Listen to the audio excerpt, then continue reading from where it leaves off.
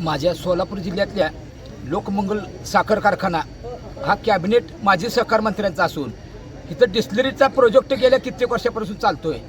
ह्याचं उत्पन्न कोट्यवधी रुपयाचं असताना उपपदार्थ असताना अक्षरशः 1.5 महिना झालं चालू वर्षी कारखाना सुरू आहे, परंतु अद्याप उसाचा दर ह्या लोकमंगल कारखान्याने चालू केलेला नाही, जाहीर केलेला नाही। आणि महाराष्ट्र राज्य ज्यांनी त्या शेतकरी संघटनेच्या वतीनं आम्ही पहिली उचल 3,500 रुपये मागतोय, ती सुद्धा जाहीर करायला त्यांना वेळ नाही। आणि इकडे कारखान्याचं गाळप चालू आहे। त्यामुळे मी ऊस उत्पादक शेतकऱ्यांना सुद्धा सांगतोय की आता आम्ही लोकमंगलच्या कारखान्यावर येऊन घावणीत उड्या टाकून हा कारखाना बंद पाडलाय।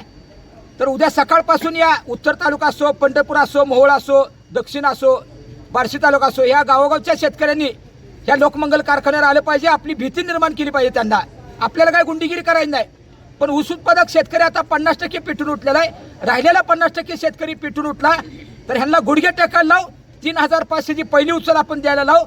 एक तर कारखानदार काट्या आणतात, रिकव्हरी कमी दाखवतात, ऊसाला दर कमी देतात, त्यामुळे शेतकरी ऊस उत्पादक संपलेल्या अक्षरशः काटा कशा आणतात कसं समजतं आम्हाला। शेतकरी सांगतो ना 2 वजन काट्यावर वजन केलेले तपास कशी जाते। आमच्याजवळ काय मशीन नाही, आम्ही आरोप करत नाहीत कारखानदारावर। ह्याचा विचार राज्याचे मुख्यमंत्री देवेंद्र फडणवीस साहेबांनी केला पाहिजे।